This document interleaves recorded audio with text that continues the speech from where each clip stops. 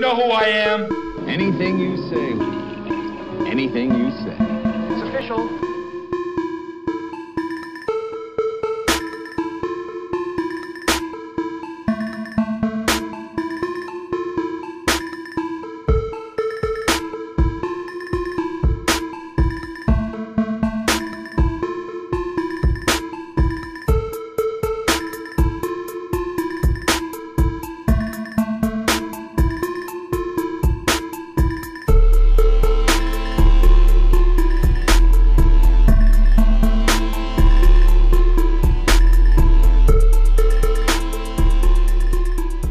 What's up, YouTube? It's your boy Thomas back again with another rendition of Truth Be Told. Now, this week in the news, everybody knows how insane the left are going. Biden's lying out his ass every time he talks about gun control and all that shit. That idiot doesn't know jack shit about freaking guns. And he's literally trying to help the left ban and Democrats ban all guns, is what he's going for. Justin Trudeau of Canada tried that shit and it backfired on him. It seems everyone now up there is buying guns, even though he put a ban on it. Biden went and fucking, he's tried to tell you that the number one cause of all deaths of children in America is guns, and that's just absolutely not true. He tries to tell you that his source is the CDC, but at the CDC, even they, if you look up their sources, that's not the number one cause of death for children.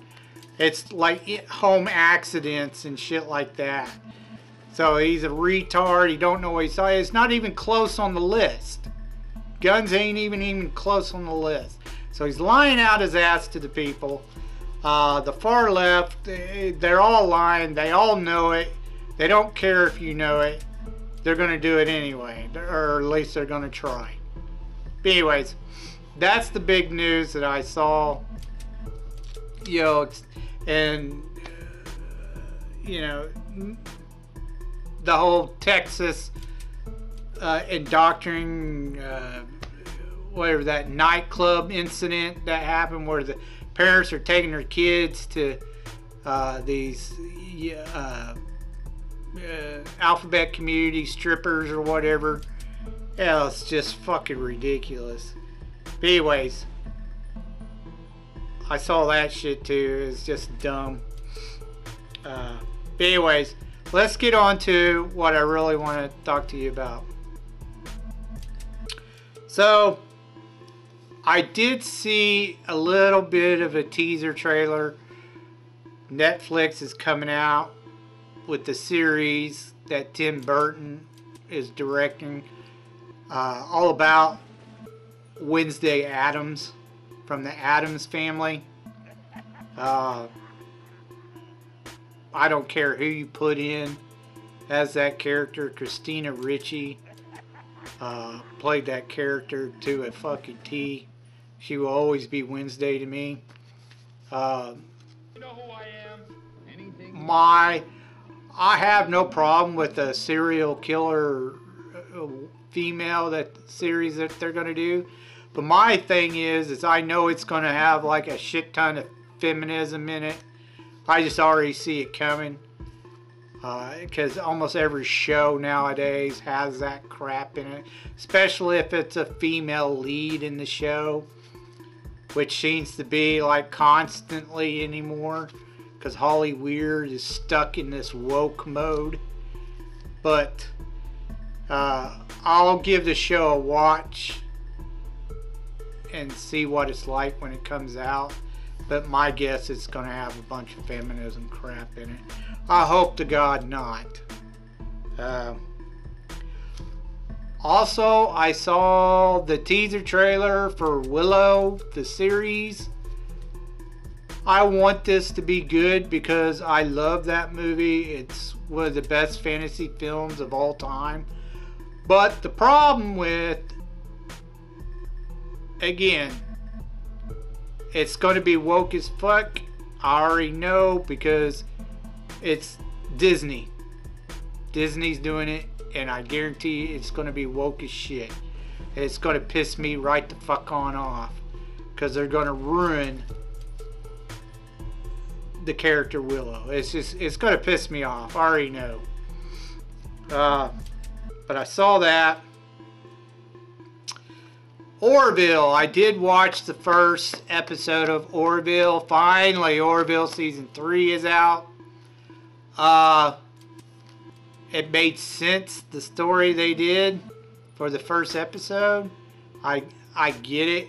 You know, all about Isaac and all that shit. You know, what went down.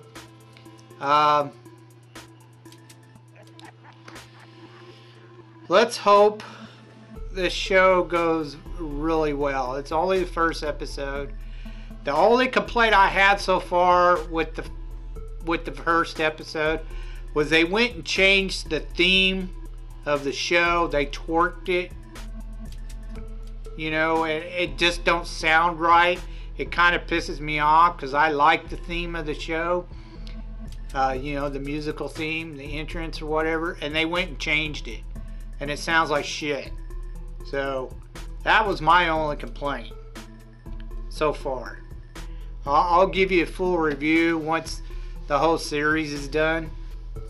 I'm working on Stranger Things. I didn't realize Stranger Things Season 4 that they were going to leave it off on a cliffhanger and come back in a month or so and then do the final 2 episodes. I was like, why didn't you just show the whole damn... It just pissed me off. I was like, what the hell? Now you're going to make us wait another month or so before we can watch the final 2 episodes? That's just dumb. They should have just showed it all.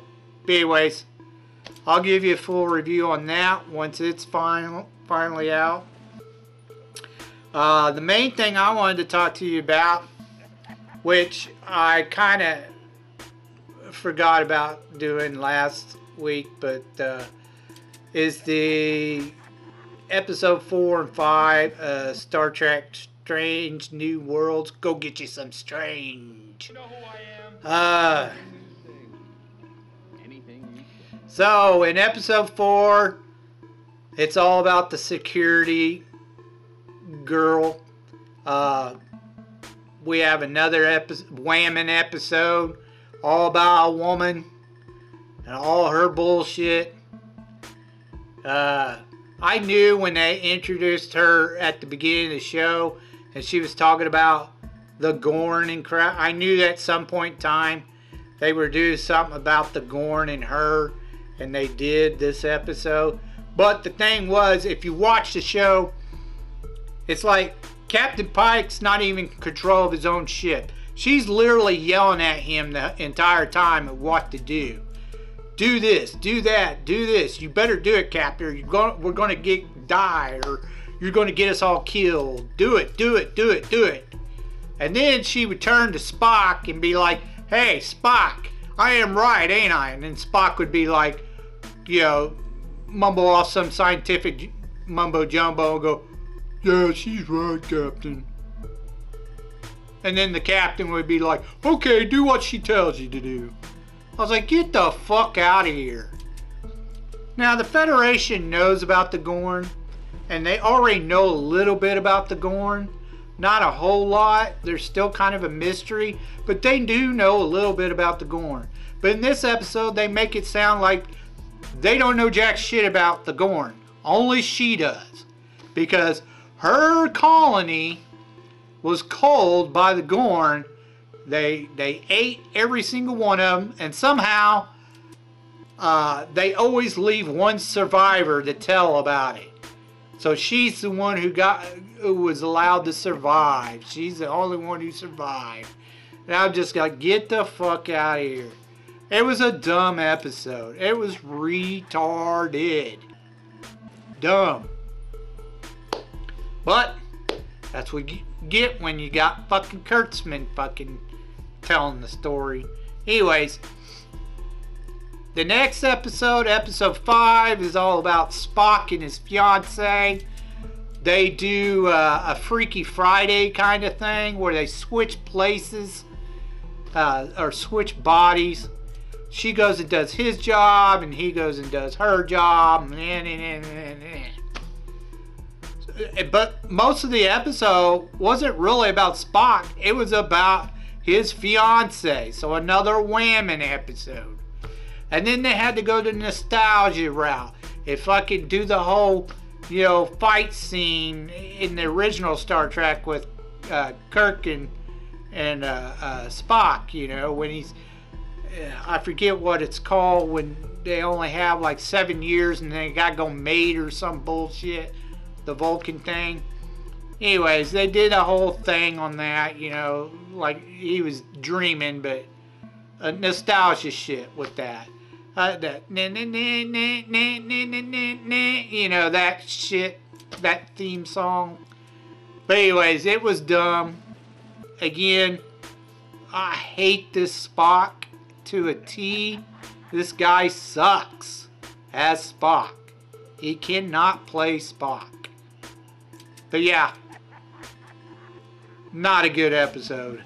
Again, it was more whammon bullshit.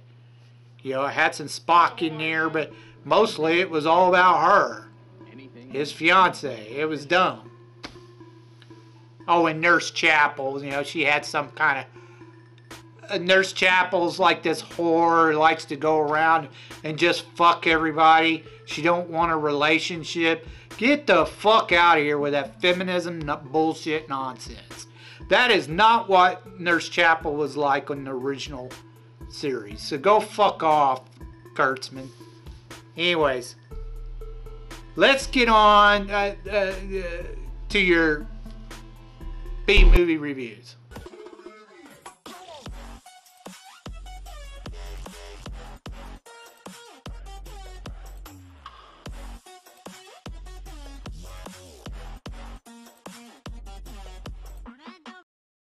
Alright, Movieholics, this week is Action Week again.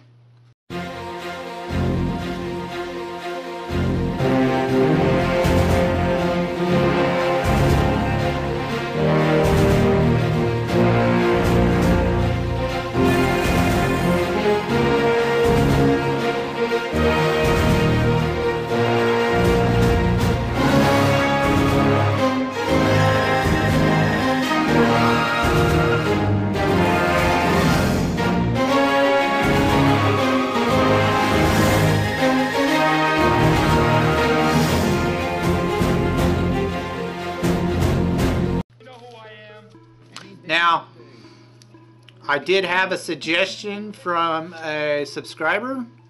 So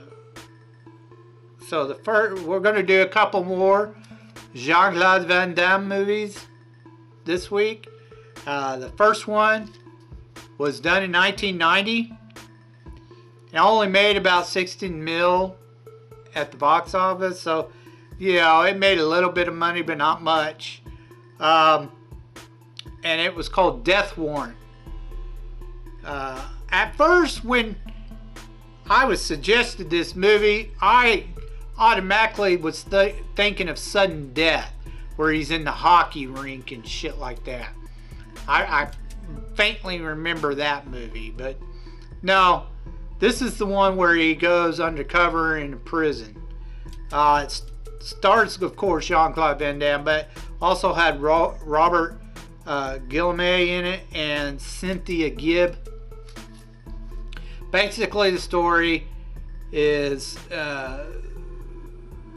Jean-Claude Van Damme plays a detective Burke. He goes undercover. He goes into prison because there's a lot of deaths in this prison, and they're trying to figure out what's causing all the deaths. Like the DA and shit like that. They want to know what's going on, because something's going on. So he decides to go. Now, at the beginning of the movie, let me backtrack just a minute.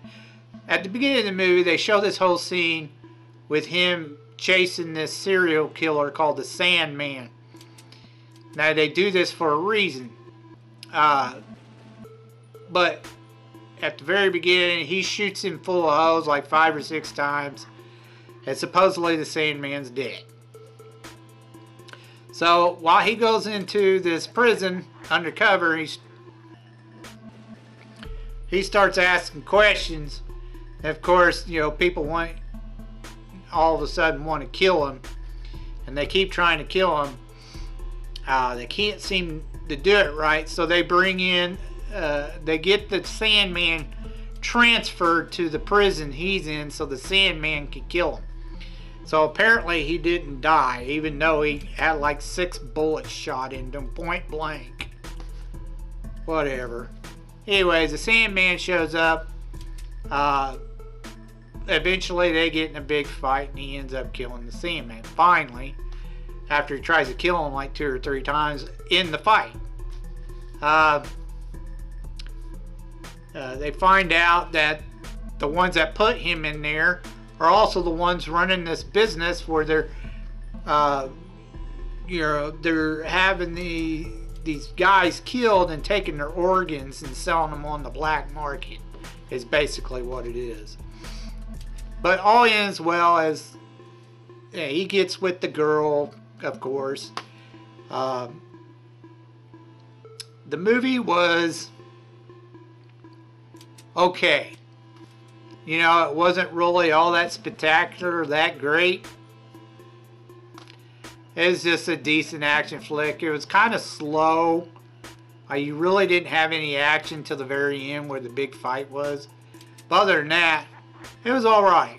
It's not one of his regular, you know, action movies, because he didn't do a lot of fighting in it, to be honest.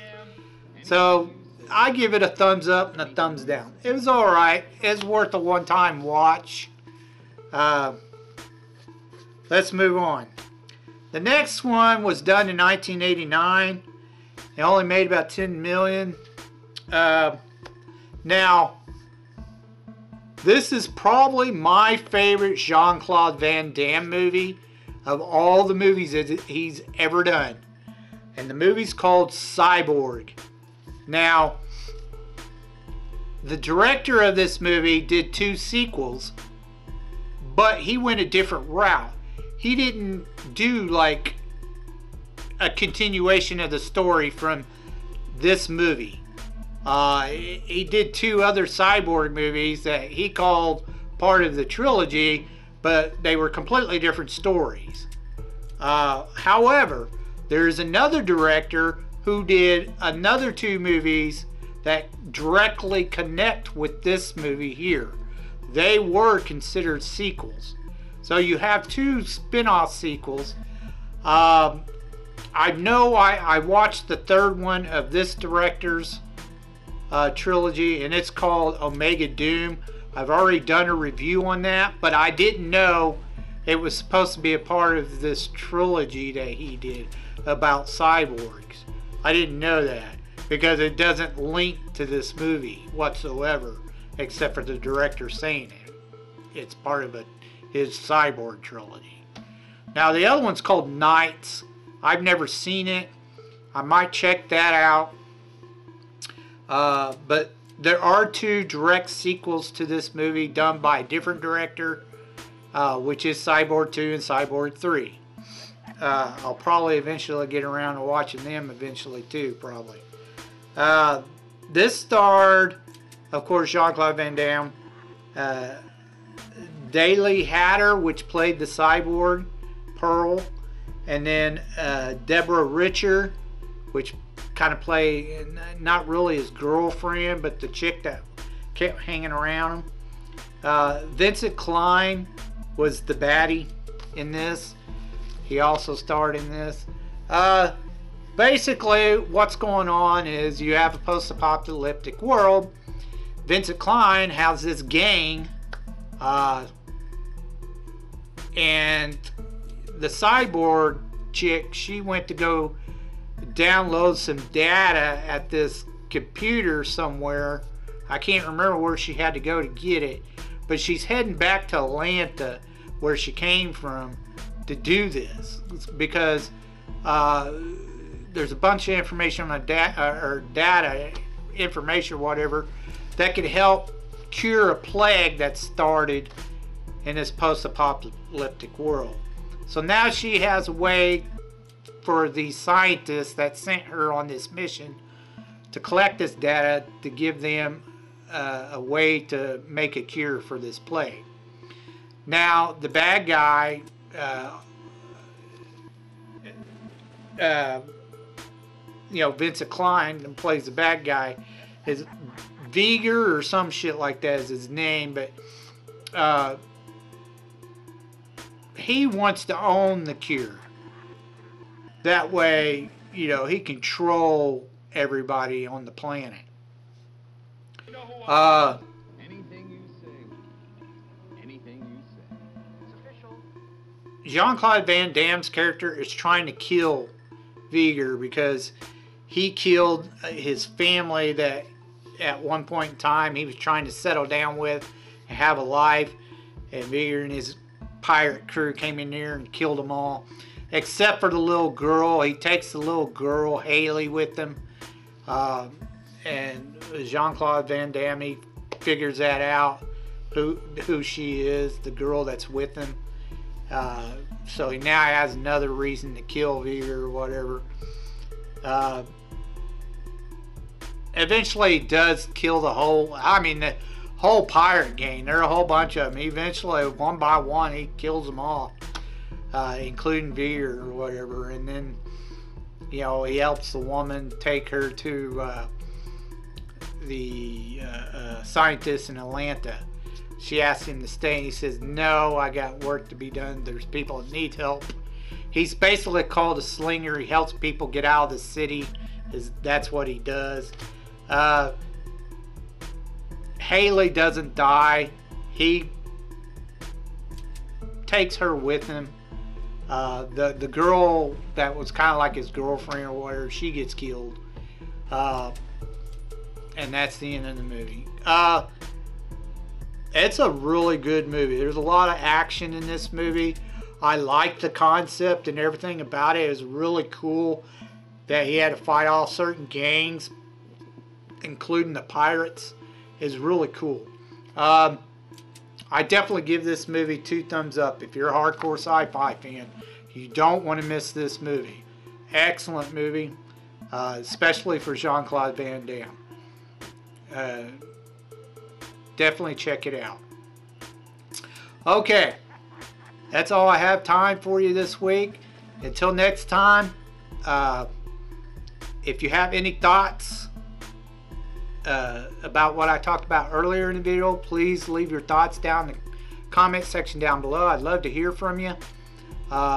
If you have any suggestions, any genre of movies that you think I may never have seen or underrated and I might want to check out, please leave your suggestions down in the comment section down below. And until next time, I told you you'd be told the truth, and you just been told.